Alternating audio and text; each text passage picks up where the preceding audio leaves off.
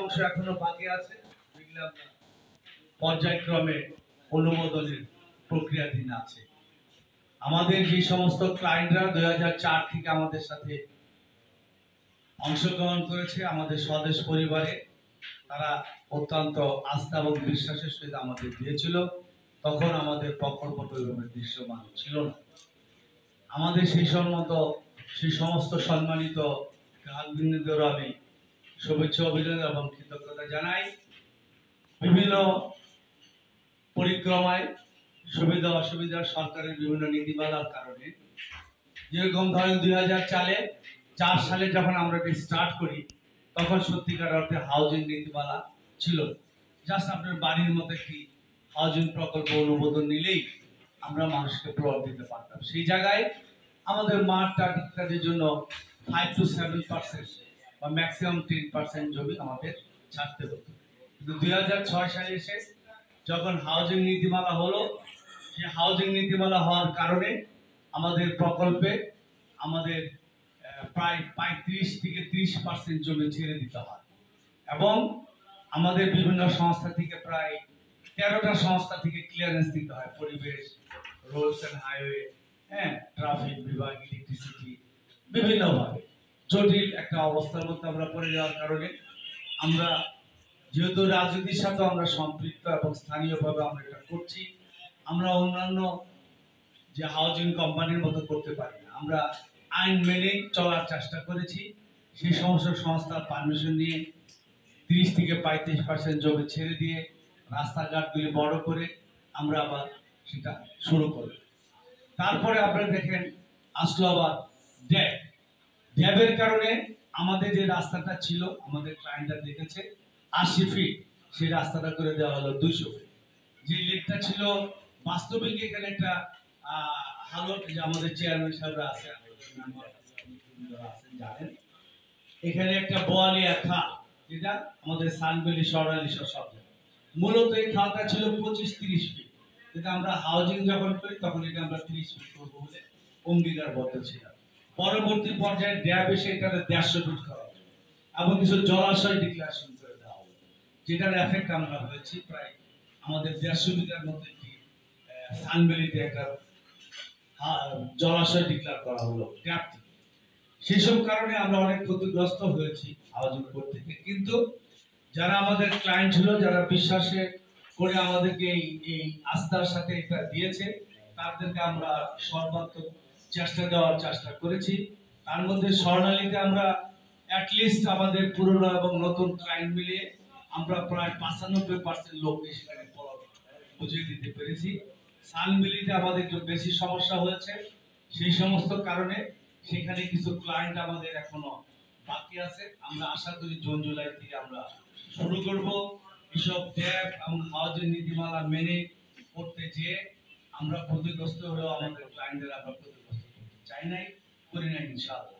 তো আমরা আগামী দিনে এই স্বদেশ প্রকল্প একটি সুপরিকল্পিত সুন্দর একটা আবাসন প্রজেক্ট হিসাবে যাতে দৃশ্যমান হয়, সেই জিনিসটা আমরা চেষ্টা করে যাচ্ছি। আপনারা সহযোগিতা করছেন, আশা করি আগামী দিনে আপনারা আমাদের সহযোগিতা করবেন।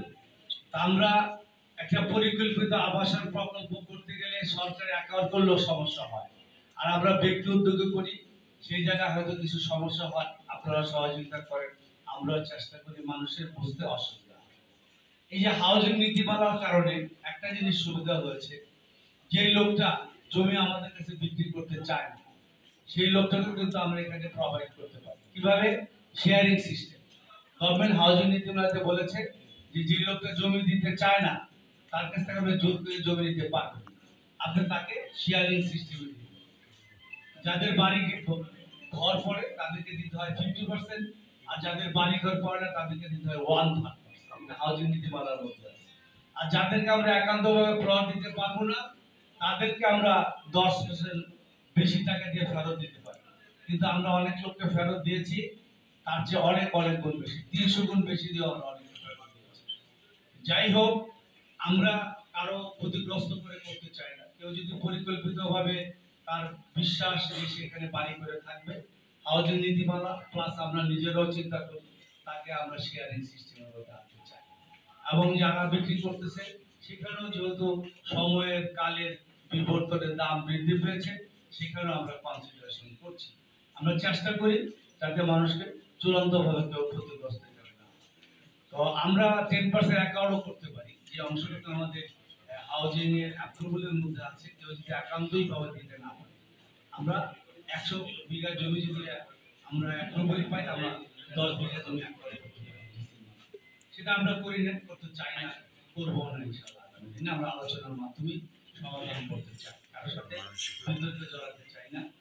তো সর্বোপরি এই হাউজিং প্রকল্পের জন্য এখানে আমার সামনে অনেকেই আমাদের রাজনৈতিক নেতৃবৃন্দরা আছেন, কর্মীরা আছেন, সহযোগিতা করেছেন। আমাদের কর্মচারী কর্মকর্তারা দীর্ঘদিন যাবৎ এই প্রকল্পের সাথে আমাদের সাথে এই কোম্পানির সাথে জড়িত আছে। সকলের অক্লান্ত প্রচেষ্টায়, ঐক্যবদ্ধতায়, পরিচালক বৃন্দ, কর্মকর্তা কর্মচারী এবং আপনাদের সহযোগিতায় আমরা একটি সুপরিকল্পিত সুন্দর আবাসন প্রকল্প ইনশাআল্লাহ আগামী দিনে আরো ভালো করে আমরা উপহার দেওয়ার চেষ্টা করব এবং করব। আজকে আমাদের সেলসের এখানে আমরা একটা প্রোগ্রাম দিয়েছি। সেলসের ইতিমধ্যে আমি আপনাদের সকলের অবগতির জন্য বলছি, আজকে আমাদের একটি বড় আমরা চান্স সেল করতে পেরেছি 2 বিঘা জমির মতো। তো সেটা আমাদের স্বর্ণালী প্রকল্পে এবং অনুমোদিত অংশের মধ্যে। তো সর্বোপরি আশা করি আপনারা সকলে সহযোগিতা করবেন এবং স্বদেশ সংক্রান্ত ব্যাপারে যে কোনো সুবিধা অসুবিধার ব্যাপারে আমাদেরকে আপনারা অবহিত করবেন। আমরা আলোচনার মাধ্যমে মীমাংসা করে এগিয়ে যাচ্ছি। তো সর্বোপরি আমাদের এখানে আমাদের পরিচালক বৃন্দকে সবাইকে আপনারা চিনেন, জনাব ইসাক সাহেব, জনাব রাসেল, ইশফাক, তারপর চেয়ারম্যান সাহেবকে আমাদের চিনেন, ভেরি হ্যান্ডসাম,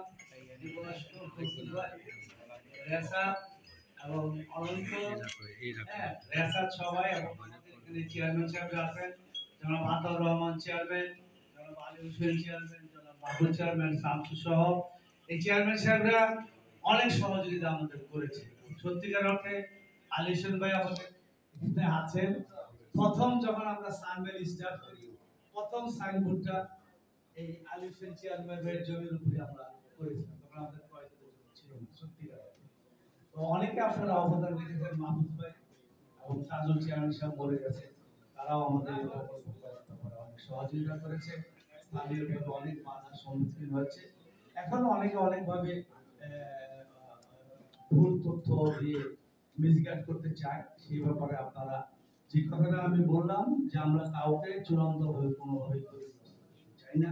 একটা সুন্দর ভালো কিছু করতে গেলে সেখানে কিছু মানুষ বুঝে না বুঝে রোধ করতে চায়, প্রতিবাদ করতে চায়, সেটা আমরা আলোচনার মাধ্যমে আপনারা এই প্রকল্পের জন্য দোয়া করবেন। অনেক লোকের আবাসনের ব্যবস্থা আমরা করতে পারছি, এটাই আমাদের বড় টার্গেট, যে মানুষের আবাসনের ব্যবস্থা সেটা সোয়াবের মানুষের বাসস্থান উচ্ছেদ করে বাসস্থানটা দেওয়ার জন্য আমরা সেই নীতি এবং বিশ্বাস নিয়ে আমরা এগিয়ে যাচ্ছি। তো আমি আমার পরিচালক বৃন্দরা আছে তাদেরকে এবং আপনারা সকলকে আবারও ধন্যবাদ জানাই এবং আমাদের স্বদেশ পরিবারের পক্ষ থেকে স্বদেশ বৈশাখী মেলা শুভ উদ্বোধনী। আমরা উদ্বোধনের পর আমরা কেক কাটবো, সারা কেক কাটবেন। কেক কাটার পরে আমরা কিছু ফটো সেশন 3-4টা ডিরেক্টর স্যারদের সহ ডিপার্টমেন্ট হেডদের সহ প্রথমে এখন উদ্বোধন করার জন্য সামনেকে অনুরোধ করছেন, সবাই একটু সামনে তাকাবেন, সবাই একটু সামনে তাকাবেন এবং করতালির মাধ্যমে উদ্বোধন হবে। ধন্যবাদ। আমি সবাই সব সামনেকে অনুরোধ করছি কেক কেটে উদ্বোধন করার জন্য। অনন্ত স্যার, রিয়াসাদ স্যার, ঈশ্বর স্যার, নাসর স্যার সবাইকে অনুরোধ করছি।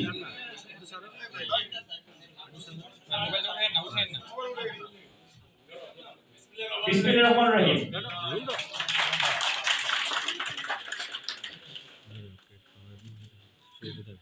ধন্যবাদ স্যার।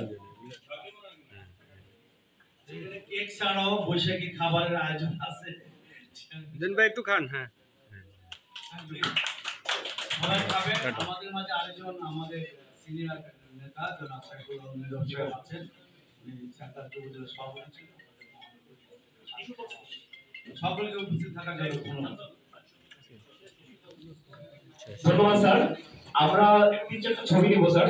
সব ডাইরেক্টর স্যাররা প্রথমে থাকবে স্টেজে, ডাইরেক্টর স্যাররা সবাই থাকবে স্টেজে, বাকিরা চলে যাবেন। এরপরে ডিপার্টমেন্ট হেড স্যাররা আসবেন। সবাই সবাই একটু চুপ থাকবেন দয়া করে। ছবি তোলা হয়ে গেলে আমাকে বলবেন।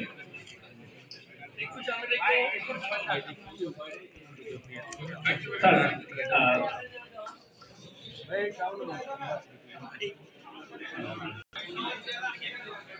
আচ্ছা, একটু বলে নেই, এই ছবিগুলো আমাদের খুবই জরুরি।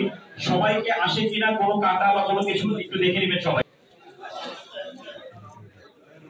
ধন্যবাদ। শেষ ছবিটা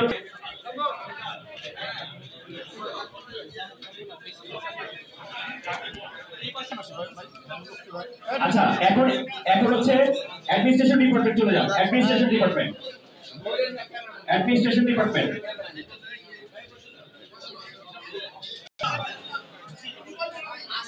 অ্যাডমিনিস্ট্রেশন ডিপার্টমেন্ট